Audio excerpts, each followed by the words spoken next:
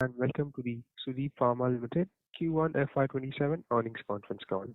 As a reminder, all participant lines will be in the listen-only mode, and there will be an opportunity for you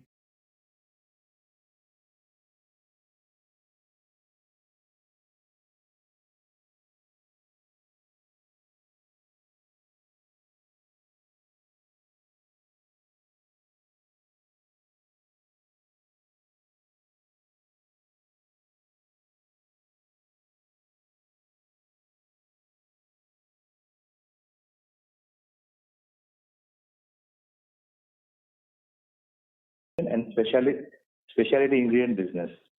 This performance was achieved despite a challenging global operating environment characterized by geopolitical uncertainties, uh, intermittent gas supply constraints, elevated logistics costs, and continued supply chain disruption. Over the past several quarters, we have remained focused on improving operational efficiencies through manufacturing excellence initiatives and manpower optimization. These efforts have helped us mitigate cost pressures, improve operational leverages, and support our overall business performance during the quarter. We are also delighted to welcome Mr. Milind Mehta to our board of directors. Mr. Mehta brings with him extensive experience in business strategies, finance, and corporate governance. We are confident that his guidance and insight will further strengthen our leadership team and support the company as we enter the next phase of our growth journey. On behalf of the entire Sudeep Pharma family, I extend a warm welcome to him and look forward to his valuable contribution. Before I conclude, I'd like to highlight that our diversified product portfolio, strong global customer relationship, and balanced geographic presence continue to provide resilience in our evolving global environment. Supported by our ongoing growth initiatives and disciplined execution, we remain confident in our ability to sustain our long-term growth trajectory and create enduring value for our stakeholders. With this, I would like to now hand over the call to Shahid, who will take you through the business and operation highlights in greater details. Thank you, and over to Shahid. Good morning and a very warm welcome to all of you joining us today. I hope you have had the opportunity to review our financial results and investor presentation, which has been uploaded on the stock exchanges as well as our website.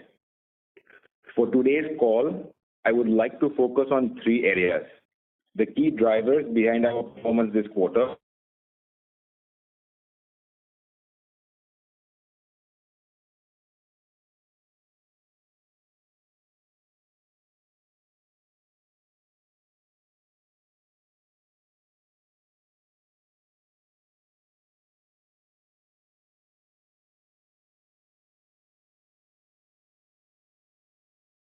it reflects the quality and resilience of the growth we are delivering. Our overseas subsidiary, NSS, had a more challenging quarter, operating in a difficult European environment. However, we believe this to be temporary in nature, and the underlying momentum in our core businesses remain robust, supported by healthy customer demand and improving product mix and the investments we have made over the past several years in expanding our commercial capabilities and international presence. The quarter was not without its challenges. Continued logistics disruptions, elevated freight costs, and a sharp increase in sulfur prices resulted in phosphoric acid price increasing by approximately 50% during the quarter. Despite these headwinds, we remained focused on protecting customer relationships, ensuring continuity of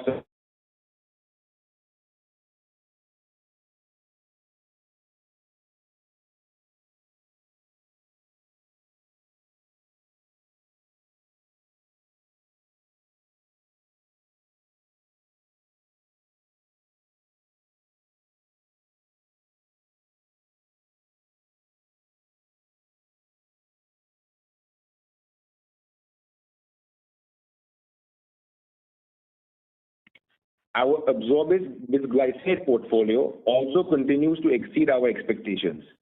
Sales during the first quarter have already surpassed the total sales achieved during the entire previous financial year, reflecting strong customer acceptance of our differentiated specialty ingredients and validating our strategy of steadily increasing the contribution from higher value products.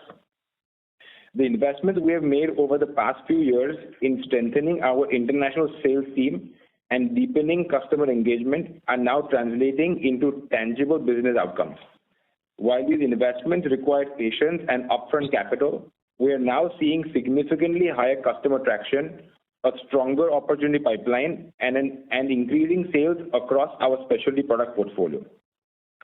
From a geographic perspective, Europe, North America, and the MENA region meaningfully contributed to growth this quarter. Importantly, these international markets continue to carry a stronger margin profile, supported by an increasing contribution from differentiated and value-added products. This performance was delivered despite continued geopolitical uncertainty and volatile raw material markets. As these conditions gradually normalize, we believe our international business remains well positioned to continue growing while contributing positively to our overall margin profile and supporting our target to sustain EBITDA margins between 37 and 38%.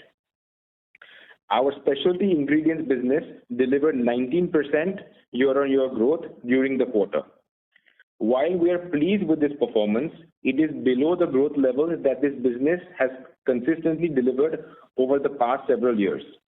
This was primarily due to temporary operational constraints arising from the LPG supply shortage during April and the first half of May.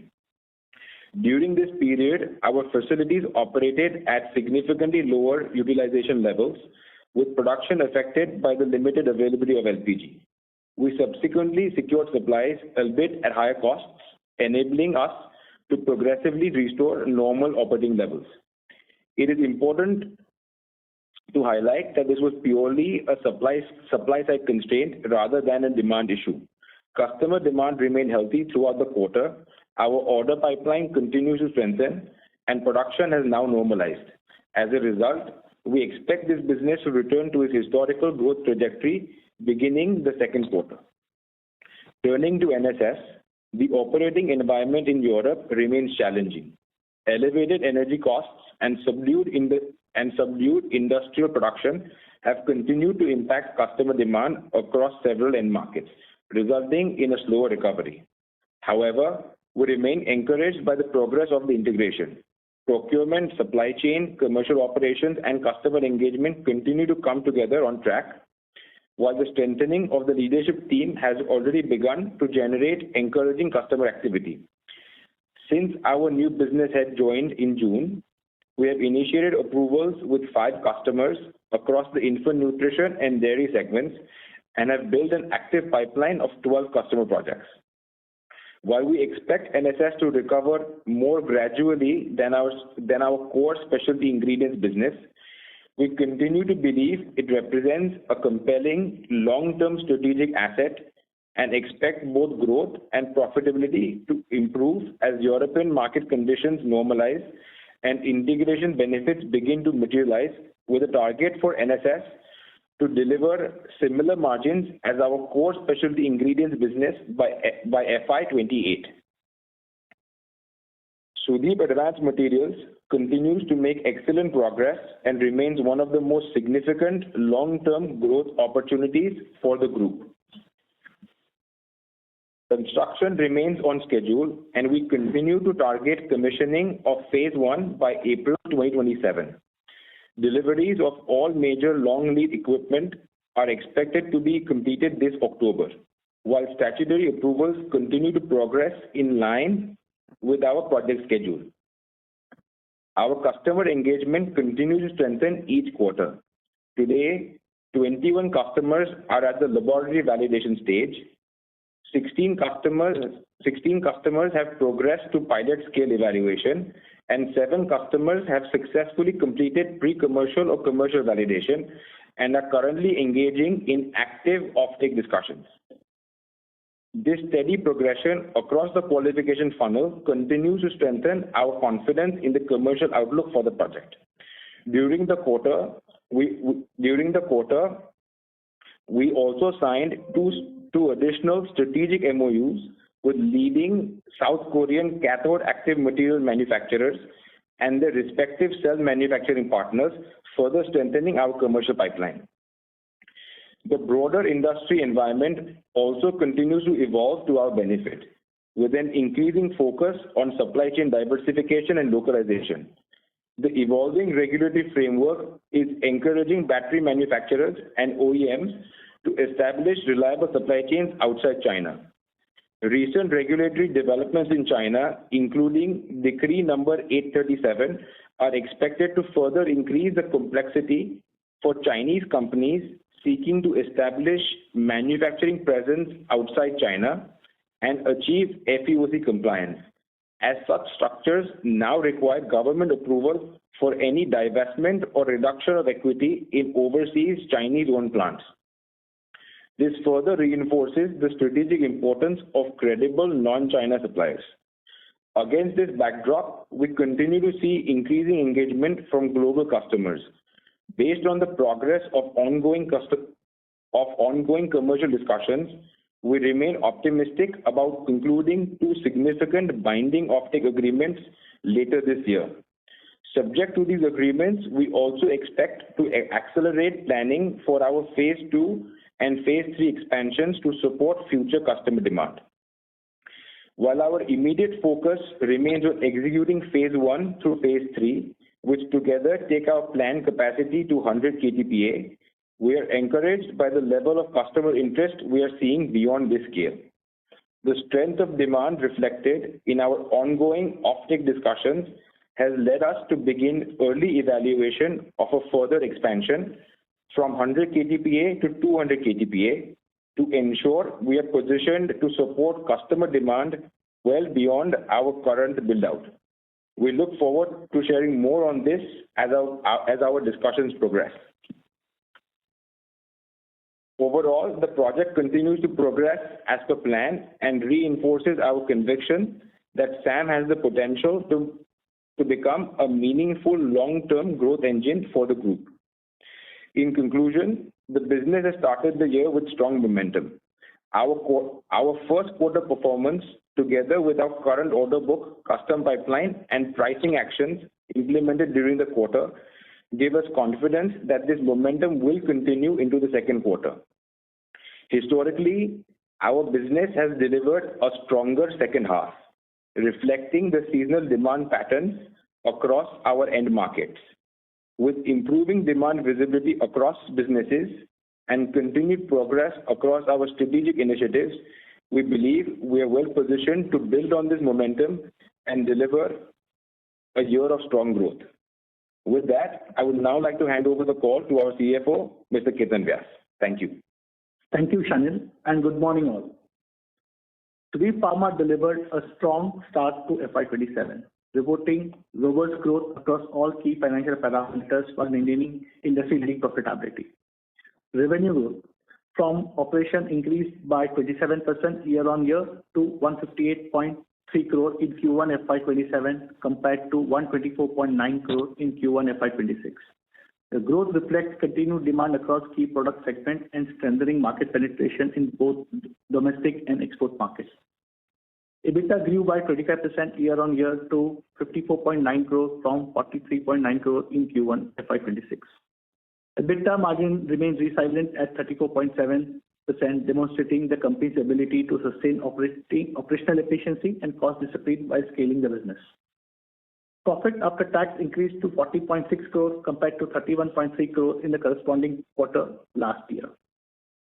PAT margin improved to 25.6% from 25%, reflecting enhanced operating leverage and efficient capital management. The pharma and food nutrition segment continued to be the primary revenue contributor for this quarter, accounting for 69% of Q1 FY27 revenue compared to 66% in Q1 FY26. Specialty ingredient contributed 31%, indicating a balanced and diverse product portfolio. Export remains dominant revenue driver. The increase in export contribution underscores the company's growing global footprint and strong customer relationship in international markets, in addition to the continued efforts in domestic markets. The company has commenced FY27 on a strong note with healthy revenue growth, sustained margins, and improved profitability. The continued expansion of export and domestic markets, focus on high-value products and operational excellence positions Sudeep Pharma to achieve its FY27 growth objectives. With this, I open up the forum for questions. Thank you, sir. We will now begin the question and answer session. Anyone who wishes to ask a question may press star and 1 on their touchtone telephone. If you wish to withdraw yourself from the question queue, you may press star and 2. Participants are requested to use handset while asking a question. Ladies and gentlemen, we will wait for a moment while the question queue assembles.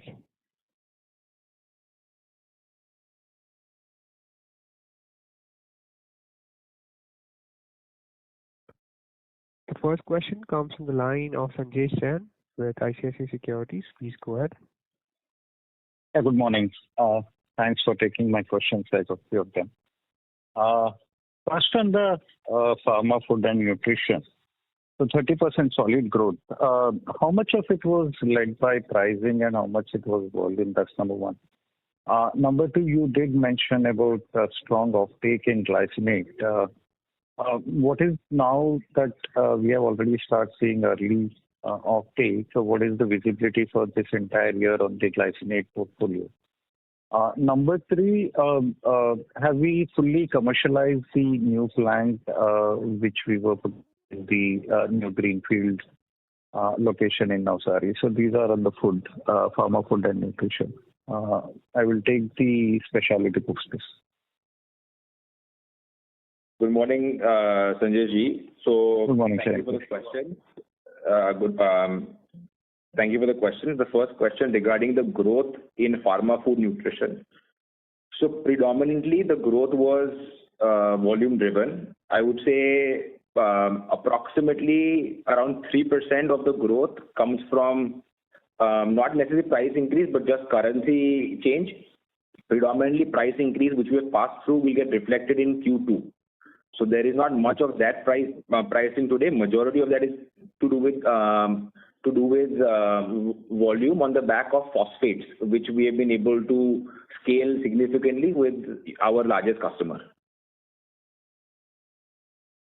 Got it. The second question regarding the bisglycinate portfolio.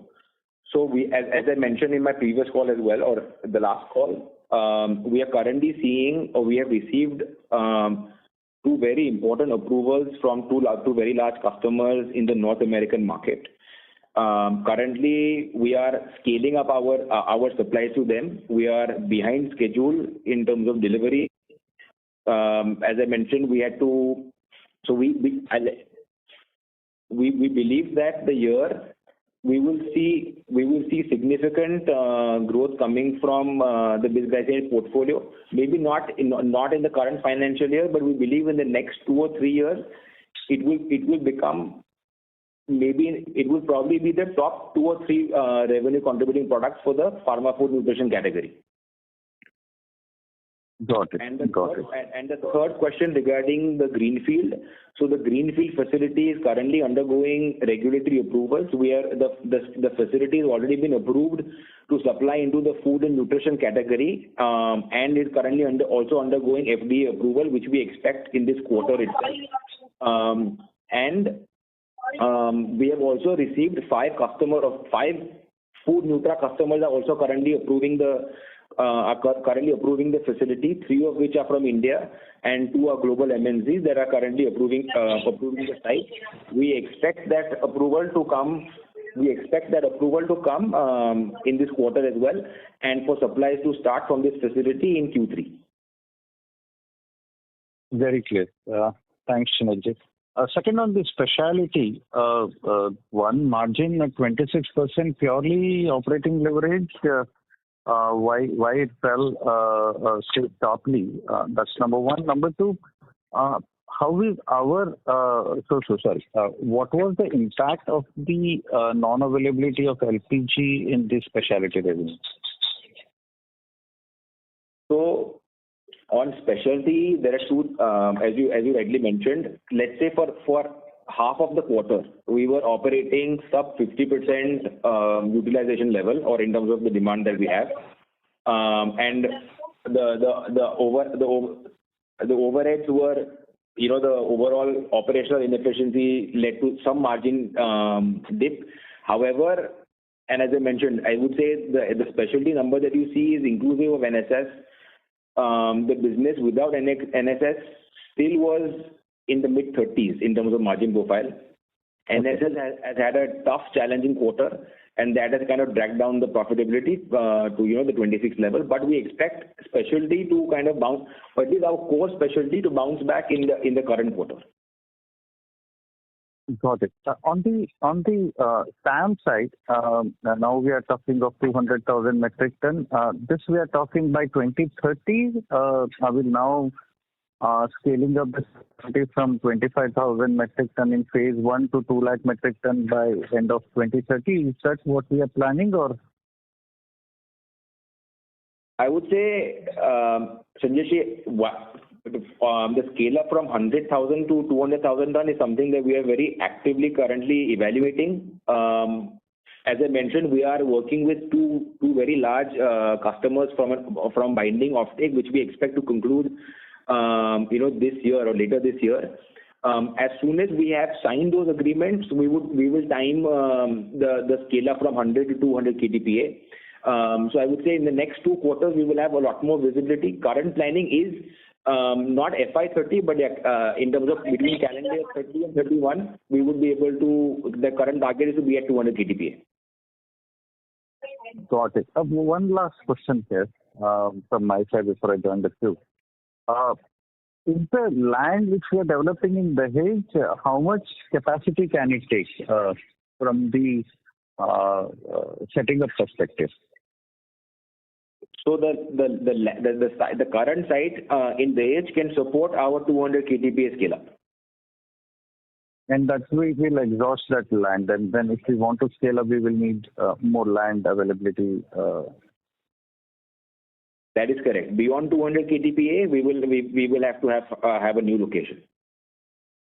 Very clear. Thanks, Sunilji, for answering all those questions, and best of luck for the coming quarter.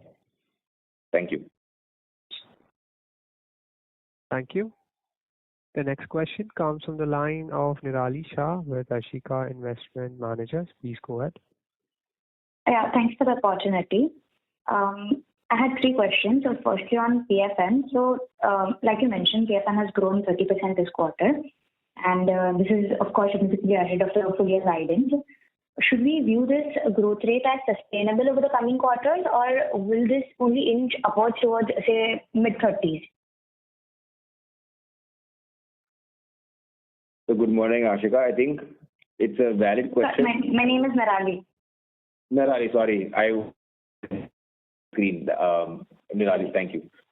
So I would say the growth in PFN today will, from our current capacity, this is probably maybe couple of % is what we can extract further in terms of sweating the asset.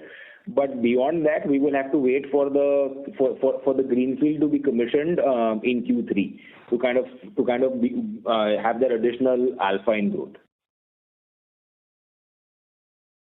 Okay, so I'm asking from a full year perspective, say FY27 and then FY28. So once we have commercialized our greenfield in Q3, then the second, so only last quarter will be the one that we will see the impact of, and then in FY28.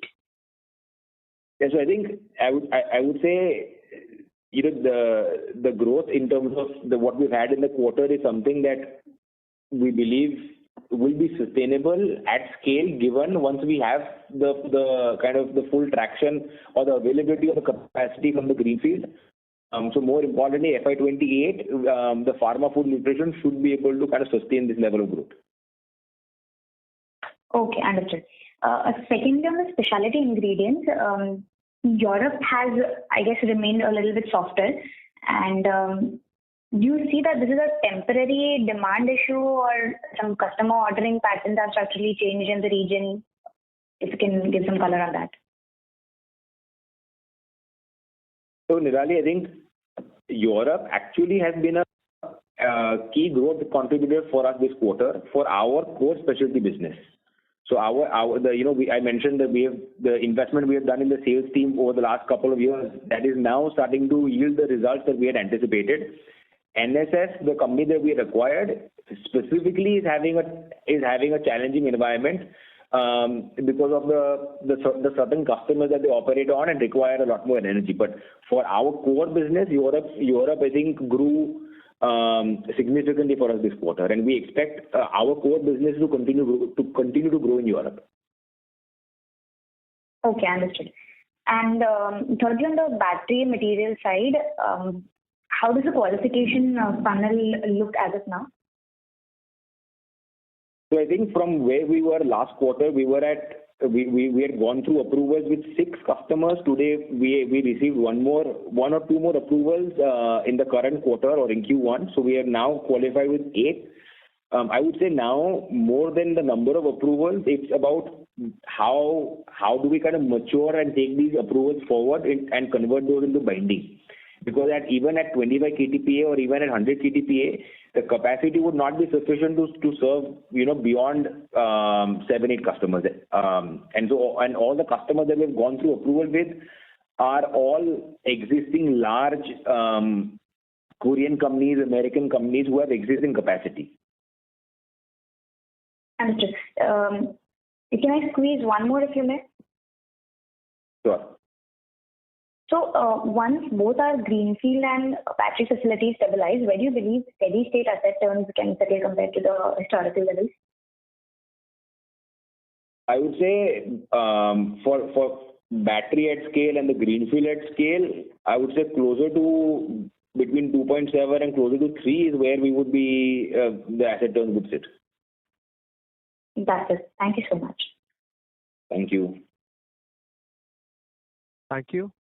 Ladies and gentlemen, if you wish to ask a question, you may press star and 1. The next question comes from the line of Raj Shah with PGIM. Please go ahead. Hi, thank you for the opportunity. I just have one question. So for NSS, you mentioned that there were some customer issues because of which the company is facing problems. Can you elaborate or explain on the nature of customer issues, whether this is temporary in nature, and how are we looking to resolve this? And you also mentioned about the NSS margins. If you could please repeat on that how are you planning to bring that to the core specialty levels? Yeah, sure. Viraj, actually great question. On NSS, so let's say NSS predominantly operates in the dairy space and the infant nutrition space, both of which require a lot of energy in terms of the manufacturing process. They basically were working with the largest infant formula company who had a plant in Europe. Due to the current energy crisis, that customer has scaled down operations significantly in Ireland, which is kind of, while we have POs, they've delayed the buying. I would say FY27 continues to, they may have a more like a flattish year with, I would say, maybe single-digit growth. What we are doing from an intervention perspective is the new sales head that we brought on board. He's expanding the business of NSS outside of Ireland, taking it to a lot more developed markets, diversifying the end market also, where we are seeing very good opportunities. And to make NSS more resilient or operationally more resilient, we are basically focused entirely on supplementing the current supply chain, using the Sudeep resources in India to kind of supply majority of the products, making it more competitive. So as I said, we are, I would say maybe if I talk about FY28, where we expect some of these projects to materialize, once the revenue starts to grow and the operational overheads don't kind of pull down the business, the business has the potential to kind of start tracking similar margins to what our Indian specialty ingredient business is currently doing. I hope that helps answer the question. Yeah, definitely. That's very helpful. Thank you so much. Just a follow-up question on this. If you could help me with what's your growth guidance for specialty ingredients for the year, and how much share is NSS as of now? Yeah. So NSS is, not significant in our current revenue in specialty ingredients. Why we don't give out a specific guidance? I think if you look at how specialty ingredients has grown over the last couple of years, that kind of growth momentum is something that we believe is sustainable for 27 and also 28. Understood. Okay, great. Thank you so much. That's all. That's it from my side. Thank you. Thank you. Participants, if you wish to ask a question, you may press star and 1. The next question comes from the line of Tarun Krishna with iThought PMS. Please go ahead. Thank you for the opportunity. My question is on the PFN segment. So if you could give me the split between the revenue from a product sold as pharma excipients and nutraceutical active ingredient. So Tarun, it's a good question. Unfortunately, hard to give you a specific split because a lot of end customers buy the product, they use it also as an excipient, and then they also use it as an active in their OTC. To just give you an example, you look at Torrent Pharma, for example, they buy ingredients from Sudeep as an excipient, but then it also goes into Shelcal, so which would become a Nutra active. So we can supply them a particular grade, not necessarily knowing the exact split of how they're using it in their end product. Okay, understood. And the next one on, if you could talk about the relationship between cellulose-based excipients and nutrient-based excipients, and do you see a case where these cellulose guys will come up with a product which will not require nutrient-based excipients? So do you see this as a possibility? So Tarun, again, I would say all these excipients, whether it's calcium phosphate, what we produce, or the cellulose-based MCC, they both coexisted for a very, very long time, right? Maybe over a decade. There are certain APIs which are not compatible with MCC, but are only compatible with, say, a calcium phosphate or a lactose, and vice versa. So I would say there will always remain a market where various excipients will coexist due to the compatibility with different APIs, depending on moisture levels, pH, all of those things from a stability perspective. Okay, got it. And just one more. So in the last Concall, you mentioned about HPMC and PVP. So in what stage is it now? When can we see it getting commercialized? And how would the realizations be different from a base PFN segment? So again, those products are something that we are currently, of course, developing and also commercially kind of evaluating with specific customers. We do not expect those to be commercialized in the current financial year. Our current focus is to kind of scale the greenfield and to scale the bisglycinate portfolio, and then the other excipients would be something that we will take up as phase 2. Okay, understand. This is the last one.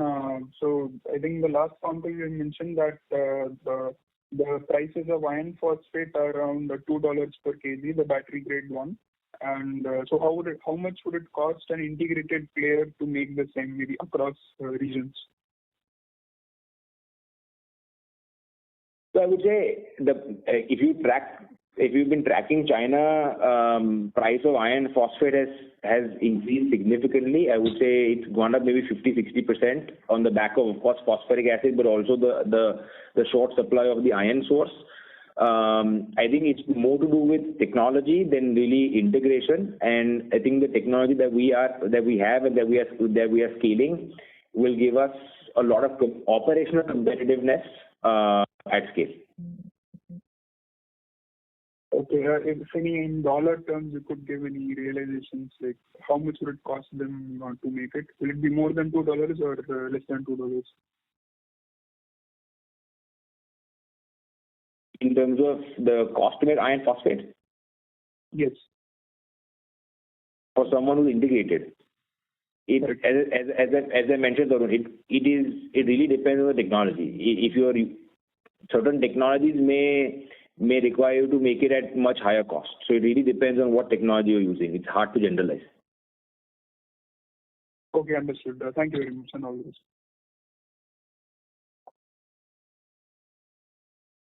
Thank you. The next question comes from the line of Jay Shah with Genuity Capital. Please go ahead. Hi, am I audible? Yes.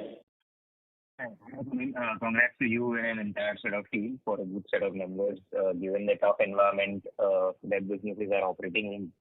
I just had a question on bisglycinate. Basically, we had two major customers in the US.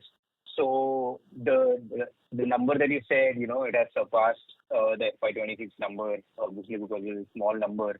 Is it primarily from the two customers that we had onboarded, or there are other customers also who have started, approaching us? Yeah, hi, good morning, Jay. So I would say it's a combination of both. Sales to existing customers who had approved the product, plus expanding the customer base. Of course, North America continues to be the largest market from an opportunity standpoint. But we are now also, kind of tracking this product in other markets, including India, where we are receiving approval. So it would be a collection of both. Okay. And the second thing is, you said, when we met at one of the conferences, you had said that Q2 would show a large amount of cost pass-through for phosphates. So has it been happening, or has it already factored in this 30% odd growth from 85 to 105 odd that we've done year on year in TFM? So is it a lot of phosphate price through in that big thing? So I think a lot of the pass-through has happened later in Q1. So I would say marginal benefit or kind of we would have received in Q1, but in Q2 majority of the sales would happen with the pass-through. Okay.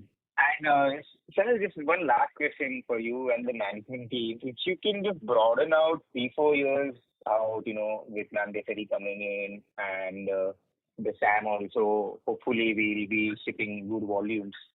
If you have to name 2-3 sectors, or rather, I would say not sectors, but even if 2-3 product lines specifically, which is what gives you confidence that, the long-term growth target that we have of 25-30 odd %. What is it that you feel are the top 3 or 5 products / sectors or end customers are going to help you achieve that target? Because what I see is from Nandesari, the new greenfield plus the Dahej plant of SAM, we have put in the pillars. But, how would we build on that, and what gives you the confidence, if I have to take a 3-4 year view? So I think from a product standpoint, our core, which is minerals, specifically calcium, magnesium, iron, these three and their derivatives, right? So phosphates, carbonates, the bisglycinates, these will continue to have a very attractive opportunity from a TAM perspective, because we've also been diversifying. So of course, the core excipient business is there. It may not grow, at the growth rates that you mentioned. But from a nutrition application, we are very excited. Something that I actually didn't talk about, but where we see a very large opportunity is the whole GLP-1 category, right? I mean, when more and more people globally are moving to weight management, they need protein and then they need the level of nutrition, right? You can skip a meal, but you cannot. So we are seeing a lot of infant formula companies, even pharma companies moving into what we call clinical medical nutrition. And all of that will require vitamins and minerals. So that's a large opportunity that we will be focused on outside of the existing category in infant nutrition, dietary supplement, where we are building wallet share. In the specialty ingredients business, the encapsulated ingredients that I mentioned, which help extend shelf life, is something that we are seeing the market size grow, because customers are shifting from the conventional raw ingredients to the specialty ingredients. So the market size is growing instead of us just taking market share. And then the premix business, while NSS is having a tough year this year, between our India and the European blending sites, I think infant nutrition is a big area for us. we already have the customer approvals. We now need to expand those approvals. And then outside of both these verticals, of course, you have the battery, right? I mean, battery is where we see it's like the North Star. We have touchwood, we have very good approvals, very strong approvals in terms of the OEM, the battery, and the cathode suppliers. So it's more on execution and our ability to scale. So very interesting insight actually on the nutrition. So if I may just double click on that. So are you saying that infant or whatever age bracket, but nutrition companies are basically trying now to make formulations even for adults or people who are basically targeting weight management programs, so that these formulations can be taken as pseudo meals, which will spike up to the levels of nutrition that is needed. Is that what is happening in the market? I mean, that's basic. One of the development areas that we're seeing a lot, right? You have, I would say, clinical nutrition was always a category, right? People for recovering from pancreatitis, cancer, all of those who needed the right level of nutrition. But weight management is becoming a very big category, or has already become a very big category in some markets, including the US. And we are seeing that trend kind of continue to other markets, right? And eventually protein and nutrition is something that everyone will require. So over the next couple of years, we see that becoming a very large opportunity for us to focus on as well. Understood. That's all from my side. All the best for the future. Thank you. Thank you. Thank you. Participants who wish to ask a question to the management may press star and 1. The next question comes from the line of Sachin Jain with Paras Capital. Please go ahead. Am I audible? Yes, sir, you're audible. Hello? Please go ahead. Yeah, congratulations team for a great set of numbers. It's very great to know that you people are already evaluating on from 1 lakh to 2 lakh ton on a battery material side. Can you qualitatively touch upon what gives you that confidence, considering the fact that Chinese pricing environment, so what kind of margins, if you can touch upon qualitatively, that what kind of margins you can make on this particular side of the business. And second, looking at what is happening on sodium side of the batteries, what risk do you see in the long run? And I'm aware of the fact that LFP significantly, market share is very significant, but how do you see emerging technologies in battery, particularly on sodium side? What kind of impact it may have in the long run? Yeah, thanks, Sachin. So to give you my quick answer, because of being conscious of time, is first, or maybe I'll first answer the sodium question. So while we are focused on LFP, and I too, as an individual and as a business, we truly believe LFP will be the dominant chemistry for the next 5-7 years, because storage is just kind of at the cusp of scaling up. But from a risk perspective, I think what gives us comfort is even if sodium ion were to scale, it will also require iron phosphate as a precursor. So for our product, we'll find dual application. And from a margin standpoint, again, I would say too premature, too early to talk about margins today. But how we look at capital allocation is looking at asset turns and then the ROCE profile that we can generate for the business. And both will deliver very similar, asset turn and ROCE to our current business, and that's how we looked at the opportunity and the capital allocation behind it. But can you give some range probably within your mind, because as you're thinking of from 1 lakh to 2 lakh ton, I'm sure probably math looks very interesting. So some qualitative comment on the range you are looking from margin perspective. Any indication? I mean, qualitative would not be a range, right? I would have to then quantify the number. But as I said, it will. If your question is, will it deliver the margin that my current PFN category is delivering? The answer on face value would be not. But as I said, it's a very attractive opportunity in terms of how the ROCE profile will actually develop in this category, along with the asset turns. At 200 KTPA, the asset turn may even be north of that because we do not require an additional site. So as I said, from an overall return metrics, it's a very attractive opportunity that we are targeting, and our technology gives us that operational competitiveness and comfort on how we can deliver certain margins for the business. Understood. And my last question is, how do you see the utilization level of your 51,000 ton, the new facility, greenfield facility in 28 and 29? And what can be some comments? Can you give that? So again, it really depends on the level of approval. As I said, we are currently approved, regulatory point of view, approved for the food nutra space. We are going through approvals. Pharma, of course, is important approval. We have to wait for that. 28, typically in our business, you see year 1, year 2 as a ramp up, and then year 3 is when you really have that hockey stick kind of utilization levels being achieved. So that is how we expect more 27, 28 to play out. 28, let's say, would be, we can look at maybe like a third utilization in 28 and then kind of ramping up from there. Sure. Thank you and all the best. Thank you. Thank you. A reminder to all participants that you may press star and 1 to ask a question. The next question comes from the line of Shreya Chatterjee with Ageless Capital. Please go ahead. Thank you for taking my question. I actually have 3 questions.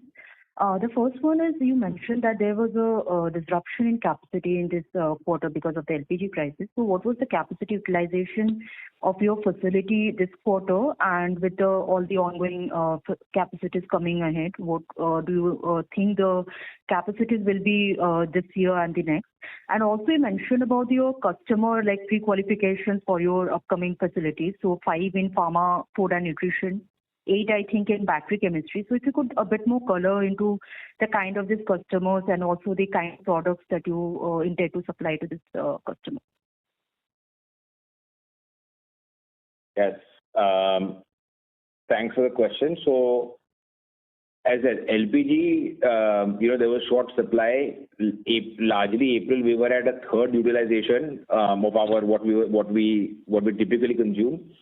Half of May, we were below 50%. So overall, for the quarter, we were significantly underutilizing our capacity, which is now largely reversed, and we are back to normal operations in Q2.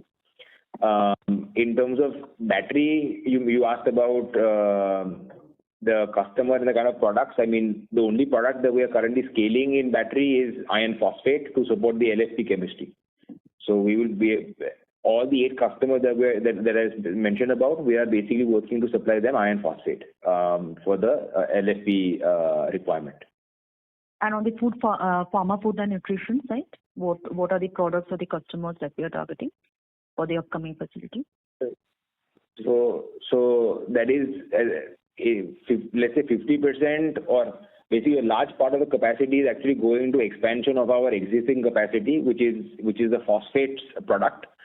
And then bringing newer products to market, which is the bisglycinate, the gluconate, the citrate products from the new site. Got it. And would it be possible to give a revenue per ton for your top 2-3 products like phosphate and calcium carbonate and glycinate, and also the EBITDA per ton, and what will it be going forward? Some metrics to that. Shreya, we typically do not share this information, especially in terms of EBITDA per ton. And even revenue. I would say again, it's one product that has multiple applications. A product going into infant formula is priced very differently to the product going into a calcium tablet versus what it goes into pharma. It could be the same compound, but 3 different applications and 3 different price points. So again, hard to generalize. But a general trend to the revenue and EBITDA, maybe the EBITDA only, how does it evolve from here with all these specialty product portfolio coming in? So I mentioned, I think if you see, we've been last year or so, maybe a year and a half, we've been around the 35% EBITDA level. Historically, before we made the investment in building out the sales team and all, we were maybe tracking around 37-38% EBITDA. And with the right level of utilization of the new greenfield and sales coming from both these markets, comfortably we can kind of achieve those levels. Okay. So it's majorly as is or slight improvement. Yes. Okay. And regarding your inventory days, it had taken a sharp jump in FY25, and maybe do we see the inventory days going back to those levels, or do we see the current inventory days continuing with all the capacity expansion? So it's a mix of both. In our core business, the inventory days have started to kind of normalize as sales in Europe and US pick up. At the same time, with the current geopolitical scenario, we are building up inventory of certain key raw materials because there's a significant delay in terms of logistics, so it's kind of offsetting the impact at the moment. Plus, there is a lot of inventory that is kind of currently also going and building into the battery materials business, which is also getting consolidated. So if you kind of exclude that, then there will be our goal, as I mentioned in the last call, is also to kind of improve the working capital cycle. I had mentioned that the target was to come down to maybe 170 odd days, but this would be everything that we're doing in battery. So the target steady state working capital cycle is around 160, 170 days that you're targeting. In the near term, the long term sustainable would be closer to 150. 150, okay. And what is your steady state capacity utilization, like after everything everything normalizes, all the capacity and everything? Yeah. Optimal utilization is between 70 and 75%, depending on the product mix that we are running. Okay. Thank you. Thank you for taking my question.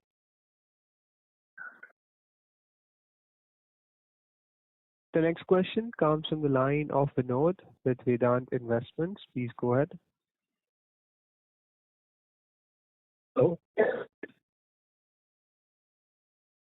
Yes, hello.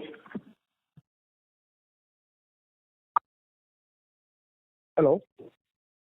Hello, we can hear you. Yeah, am I audible? Yes, you are. Yeah. First of all, I would like to appreciate the communication that has come in the annual report. It's quite sincere and straightforward, so it's great to read. My first question is regarding the Europe distribution expansion that we're doing with warehouse and sales team build-up. Is that also warranted because of our German partner exiting? Were they involved in our distribution?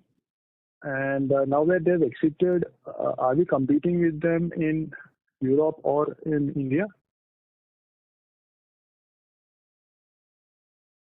So there are two parts of the question. The first part, yes, they were managing our distribution in Europe. Was it warranted? Not necessarily. We could have gone through a distribution model. We invested in a sales team with a long-term view that as we are able to recover the sales, it will also help improve the margin profile and the margin realization that we have from the European market, and to have more focused approach towards specialty products for the business. So that was the rationale behind building the sales team. And to the second part, the answer is no, we do not compete in terms of in our existing product categories, not in India nor in Europe. Thank you. My second question is regarding the battery chemical supply chain. Are we dependent on China for phosphoric acid? Is there a risk of the margins getting affected when you're saying you're the only player outside of China, so are we at their mercy in some way when we scale up? So we will not be sourcing any phosphoric acid from China. That is a prerequisite for us, for Sudeep or Sudeep Advanced Materials to be FEOC compliant and to supply into the US market, that we do not have any supply chains from China. So we have the short answer is we would not be dependent on China. Is the supply kind of, is it already assured for you? Is it all, where does it come from if it is not? So phosphoric acid is not a new raw material for us. It's our largest raw material today as well in terms of value. We have geographical diversification. We source a large part now from India. You have few very large companies making phosphoric acid. We also import from 3 other countries, but not from ex-China. And for the battery business, we have that level of visibility in terms of supplies and working also as we have our binding offtakes, or to also kind of secure the supply to ensure that when we scale to 100 KTPA and then beyond to 200 KTPA, we are not in short supply. Okay. Yeah, that's it from my side. Thank you so much. Thank you. Thank you.